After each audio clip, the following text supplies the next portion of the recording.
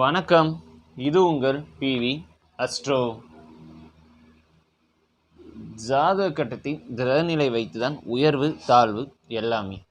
சரிங்களா? சரி, இந்த வீடியோவில் ஒரு திருமண அமைப்பை பற்றி தான் இந்த வீடியோவில் பார்க்கலானே இருக்கும். இது என்கிட்ட கன்சல்ட் பண்ண ஒருத்தரோட ஜாதகம் தான். அவங்க ஜாதகத்தை தான் இந்த வீடியோவில் பார்க்கலானே இருக்கும். இது அவங்களோட பர்மிஷன் கேட்டு தான் நம்ம பப்ளிஷ் பண்ணுறோமே. சரிங்களா? ஸோ ஸ்க்ரீனில் ஃபஸ்ட்டு அவங்க ஜாதகத்தை பாருங்கள். அவர் பிறந்திருப்பது விருச்சிக லக்கணம். இது ஒரு ஆணோட ஜாதக கட்டம். விருச்சிக லக்கணம், விருச்சிக ராசி.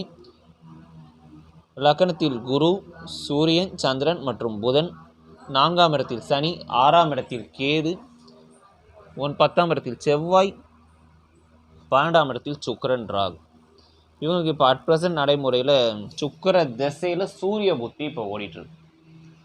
ஆக்சுவலி இவங்க என்கிட்ட கன்சல்ட் பண்ணதுக்கான காரணம் என்ன அப்படின்னா, இவங்களோட பேரண்ட்ஸ் தான் என்கிட்ட கன்சல்ட் பண்ணாங்க. அவங்க பேசுனதுக்கான காரணம் என்ன அப்படின்னா, இவங்களுக்கு முதல் திருமணம் நடந்து அது பிரிவினை நோக்கி இப்போ கோர்ட்டு கேஸ் டைவர்ஸில் நிற்குது.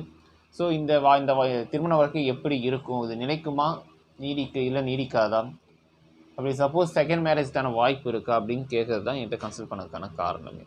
சரி, இந்த ஜாதகத்துக்கு ஏன் ஃபர்ஸ்ட் ஆஃப் ஆல் முதல் திருமணம் பாதிப்பு பிரச்சனை கொடுக்கக்கூடிய காரணம் என்ன, ஃபஸ்ட்டு அதை நம்ம தெரிஞ்சுப்போம். அடுத்தது செகண்ட் லைஃப் இருக்கா, இல்லை இது நீடிக்காதான்றதை அடுத்தது பார்ப்போம். சரி, ஃபஸ்ட்டு விருச்சிக லக்கணம், விருச்சிக ராசி. லக்கணத்துக்கு ராசிக்கும் ஒரே பலன். அப்படி இருக்கும்போது அந்த லக்கணத்துக்கு 7 கூடிய அதிபதி யார் அப்படின்னா சுக்கிரன் தான். கலஸ்தர ஸ்தானாதிபதி. இந்த லக்கணத்துக்கு கலஸ்தர காரகனை கலஸ்தர ஸ்தானாதிபதியாகவும் வருவார். இந்த மேஷ லக்கணக்காரர்களுக்கும் மற்றும் விருச்சிக லக்கணக்காரன். சரி, இந்த விருச்சிக லக்கணக்காரனுக்கு இந்த லக்கணத்துக்கு 7 கூடிய அதிபதி சுக்கிரன். அந்த சுக்கிரன் எங்கு அமர்ந்திருக்கிறார் அப்படின்னா 12ஆம் இடத்துல ஆட்சி பெற்று அமர்ந்திருப்பது சிறப்பான ஒரு விஷயம். நிறைய பேர் என்ன நினைப்பாங்க, 12 மறைஞ்சிருச்சு அதனால தான் திருமண வாழ்க்கை சிறப்பில்லை. அப்படி கிடையாது. விருச்சிக லக்கணக்காரன் போட்டு 7 ஆட்சி பெறுவதை விட 12 ஆட்சி பெறுவது சிறப்பு. ஏன்னா 7 ஆட்சி பெறுந்தால் கேந்திர ஆதிபத்திய தோஷம் அந்த இடத்துல வந்துடும். பட் இந்த இடத்துல அப்படி இல்லை. அவர் 12ஆம் இடத்துல மறைந்து ஆட்சி பெற்று நிறைந்து இருப்பதுன்றது சிறப்பம்சம். பட் அந்த இடத்துல யாரோட கூடி நிற்கிறார் அப்படின்றது இந்த இடத்துல பார்க்க வேண்டிய விஷயம். அப்போ இந்த கலஸ்தர ஸ்தானாதிபதி கலஸ்தர காரகன் வரக்கூடிய சுக்கிரன் ஒரே பிளானட் இந்த லக்கணக்காரருக்கு. அவர் யாருன்னு பார்த்தீங்கன்னா, அவர் சுக்கிரன் ராகுவோட கூடியிருக்கார். இந்த இடத்துல ராகுவோட கூடினது தவறு இல்லை. ஆனால் அந்த இடத்துல அவங்க வாங்கிய நட்சத்திராதிபதி யாருன்னு பார்த்தீங்கன்னா சுக்கிரன் ராகு சாரம், ராகு சாரம், அந்த சுக்கிரன் ராகுவோட. இதுதான் இந்த இடத்துல பிரச்சனை. அதாவது 7 கூடிய கலஸ்தர இந்த லக்கணம் இல்லை, எந்த லக்கணமாக இருந்தாலும் சரி, 7 கூடிய கலஸ்தர ஸ்தானாதிபதி ராகுவோட கூடி ராகு சாரம் பெற்று அந்த ராகுவும் ராகு சாரத்தில் நின்றால் இவர்களுக்கு கட்டாயம் அந்த பாவ ஆதிபத்தியம் நிச்சயமாக கெடுத்துவிடும். ஸோ அப்போ இந்த லக்கணத்துக்கு 7 கூடிய கலஸ்தர ஸ்தானாதிபதியாக அவர் வரணும்னா அப்போ நிச்சயமாக அந்த 7 கூடிய கலஸ்தர பாகம்ன்றது அந்த பாகாதிபதி கெட்டு விடுவார். இதுதான் விஷயம். அப்போ 7ஆம் ஆதிபத்தியன்றது கெட்டு போயிருக்குன்னு அர்த்தம். ஏன்னா 7 கூடிய அதிபதி சுக்கிரன் பாண்டியில் ஆட்சி பெற்றது சிறப்பு. இதில் மறைஞ்சிட்டாரெல்லாம் நினைக்க வேணாங்க, அது சிறப்பான விஷயம். ஆனால் அது ராகுவோட கூடி சுக்கிரனும் ராகு சாரம், ராகுவும் ராகு சாரம். இது மிகப்பெரிய ஒரு மைனஸான விஷயம். அப்போ இந்த ஜாதகத்தை யாரை திருமணம் பண்ணாலும் முதல் திருமணம் நிற்காது. நடைமுறையில் யார் தசை புத்தி நடத்துகிறாங்கன்னா சுக்கிர தசை. இவங்க சுக்கிர தசை சுய புத்தியில் தான் திருமணம் நடந்திருக்கு. ஸோ அப்போ நடக்கக்கூடிய தசாநாதன் யார், அதுவும் சுக்கிரனே. அப்போ நிச்சயமாக உன்னோட வாழ்க்கைன்றது இப்போ முதல் தரம்ன்றது நிலைக்கக்கூடிய அம்சம்ன்றது இந்த இடத்துல இல்லவே இல்லை. இதை பேஸ் பண்ணுற மாதிரியே தான் அந்த வரக்கூடிய அந்த பெண்ணோட ஜாதகட்டம் அதே மாதிரி தான் இருக்கும். பட் அவங்க ஜாதகட்டம் நம்மகிட்ட இல்லை. இருந்தாலும் இந்த மாதிரி பிரிவினைக்கு சம்மந்தப்பட்ட ஒரு ஜாதகம்னா அமையும். சரிங்களா? சரி. ஸோ அப்போ இந்த ஜாதகத்துக்கு அவங்க முதல் தாரம்ன்றது நினைக்குமா அப்படின்னா நிச்சயமாக நினைக்காது.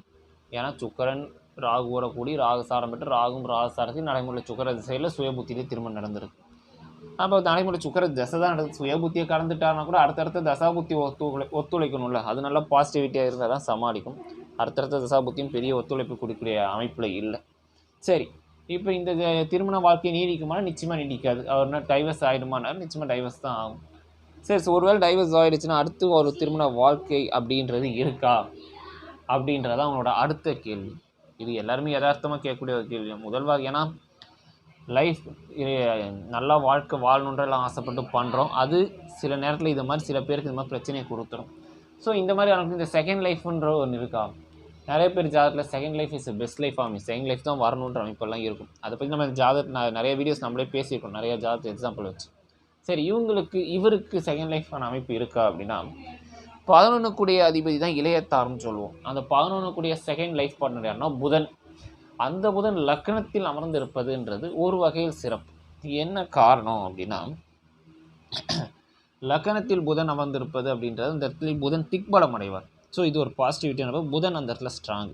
அப்போ 11ஆம் ஆதிபத்தியம் சொல்லக்கூடியது புதன் வலிமை பெற்றிருக்கு. அப்போ செகண்ட் லைஃப்க்கான வாழ்க்கை துணை வரக்கூடிய அம்சம்ன்றது அந்த இடத்துல இருக்குது. சரி, அது வர்றது ஓகே. அந்த வாழ்க்கையை சிறப்பாக இருக்குமா, அதையும் முக்கியமாக பார்க்கணும்ல. திருமணம் பண்ணுறது பெரிய விஷயம் இல்லை, அது சண்டை சச்சரவுலாம் நல்லா நீடித்து இருக்கணும்ல.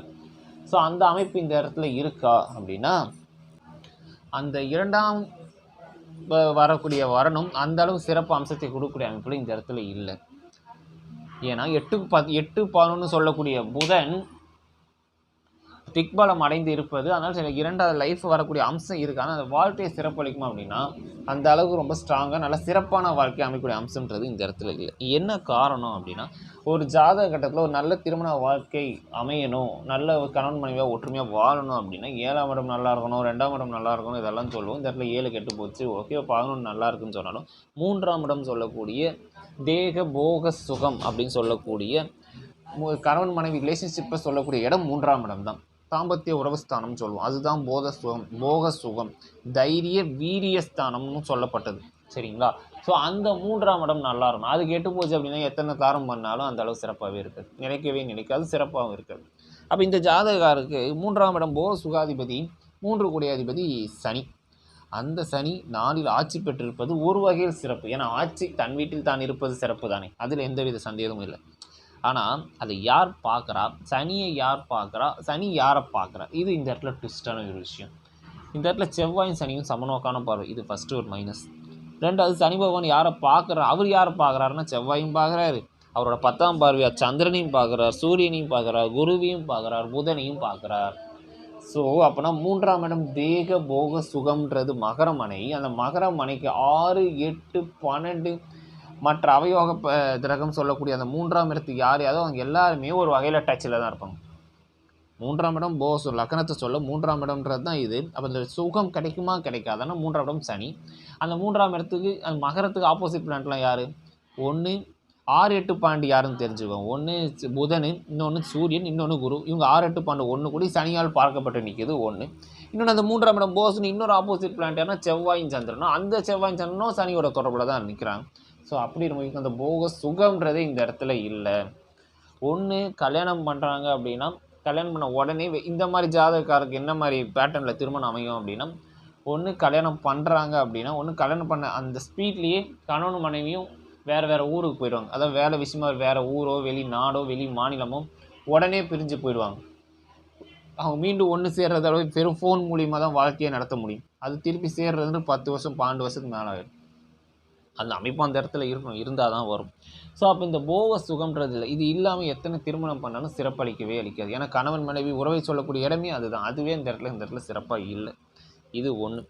ஸோ அப்போ நடைமுறை தசாபுத்தியார் சுக்கர தசை நடக்குது. ஆனால் இவரோட இந்த ஜாதகத்தில் ஒரே ஒரு ப்ளஸ்ஸான ஒரு விஷயம்னா குடும்பஸ்தானம் நல்லா இருக்குது. ஸோ குடும்ப அமைப்புன்றது ஒன்று இருக்குமே தவிர அதுவும் அந்த அடுத்து வர லைஃப் பார்ட்னரும் கொஞ்சம் பிரச்சனையாக தான் ஓடும் அப்படின்றது நம்ம ஷூராக சொல்லலாம். இது ஒன்று. சுக்கர தசையில் இப்போ சூரிய புத்தி, இப்போ அடுத்து வர்றது சந்திர புத்தி, சந்திரன் முடிஞ்சு செவ்வாய், அடுத்தடுத்து வர தசா புத்தி லக்கணத்துக்கு என்ன தான் யோக கிரகங்கள் யோகாதிபதி நம்ம சொன்னாலும் இந்த திருமண அம்சத்துக்கு இவங்கெல்லாம் பெருசாக ஒன்றும் சப்போர்ட் பண்ண மாட்டாங்க. இவருக்கு தொழில் ரீதியாகவும் வருமான ரீதியாகவும் பொருளாதாரம் நல்ல உயர்வினை கொடுக்கும், அதில் எந்தவித குறையும் இருக்காது. சரிங்களா? ஸோ அடுத்தடுத்து வர தசா புத்தி பெரிய அளவில் சப்போர்ட்டாக இல்லை இந்த ஜாதகருக்கு. ஆனால் இருந்தாலும் 11 கூடிய இளையத்தாரத்தின் அதிபதி புதன் திக்பலம் அடைந்தக்கூடிய காரணம் மறு திருமணம் அமைக்கக்கூடிய வாய்ப்புன்றது இந்த ஜாதகருக்கு உண்டு. ஆனால் திருமணம்ன்றது ஒரு வாழ்க்கையில் வரக்கூடிய வாழ்க்கை சிறப்பாக வரக்கூடிய அம்சம்ன்றது இந்த இடத்துல இல்லவே இல்லை. இதுதான் விஷயம். ஸோ அப்போ திருமண வாழ்க்கை சிறப்பாக இருக்கணுமா அப்படின்னா எது நல்லா இருக்கணும்னா அதுக்கு ஃபர்ஸ்ட் ஆஃப் ஆல் 7ஆம் இடம் கடைசிற ஸ்தானாதிபதி ஸ்தானமும் நல்லா இருக்கணும். ஒன்று. 2வது 3ஆம் இடம் முக்கியம். ஏன்னா 3ஆம் இடம்ன்ற 2 ஆங்கிள்லையும் சொல்லலாம். ஒன்று தைரிய வீரிய ஸ்தானம்னு சொல்லலாம், சுகபோக அது போகஸ்தானமும் நம்ம சொல்லலாம். அது இன்னொரு ஆங்கிளில் பார்க்குறோம் அப்படின்னா 7ஆம் இடம் கலஸ்தரஸ்தானத்துக்கு அதுதான் பாக்கியஸ்தானமாகவே வரும். சரிங்களா? ஸோ அப்படி இருக்கும்போது அந்த 3ஆம் இடம் டெஃபினட்டாக நல்லா இருக்கும். இந்த மேக்ஸிமம் இந்த 2 நல்லா இருந்தாலே இவங்க பிரிய மாட்டாங்க. ஒரு குடும்பத்தில் கணவன் மனைவின்றது பிரிய மாட்டாங்க.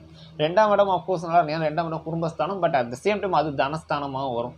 சில பேர் என்ன தான் லைஃப்பில் கஷ்டப்பட்டாலும் பொருளாதார வறுமையில் இருந்தாலும் அந்த கணவன் மனைவின்றது உறவுன்றது எந்த விரிசலும் வராமல் இருக்கக்கூடிய காரணம் என்னென்னா அவங்க ஜாதகத்தில் 3ஆம் இடம் 7ஆம் இடம் ரொம்ப நல்லாயிருக்கும், 11ஆம் இடம் வீக்காக இருக்கும். இந்த மாதிரி அமரப்பெற்ற ஜாதகத்தில் நிச்சயமாக நல்ல ஒரு வாழ்க்கை துணை அமையக்கூடிய அம்சம் ஏற்படும். சரிங்களா? ஸோ அப்போ இந்த ஜாதக கருத்து 7ஆம் இடம் கலஸ்தர ஸ்தானாதிபதி கெட்டு இருந்து 11 கூடிய இளைய தாரத்தின் அதிபை சற்று வலிமை பெற்றிருந்தாலும் 3 கூடிய போக சுகம்ன்றது இந்த இடத்துல கிடைக்கக்கூடாத அம்சத்தில் இருக்கான்னா இவருக்கு திருமண வாழ்க்கைன்ற அந்த அளவு சிறப்பளிக்கூடிய அம்சத்தில் இல்லை. இதுதான் இந்த ஜாதகத்துள்ள விஷயமே. சரிங்களா? ஸோ ஒரு ஜாதகத்தின் கிரக நிலை தான் நம்ம உயர்வே தாழ்வு, நன்மை தீமை ஏற்றம் இறக்கம் எல்லாமே நம் ஜாதகத்தின் உள்ள கிரக நிலை தான்.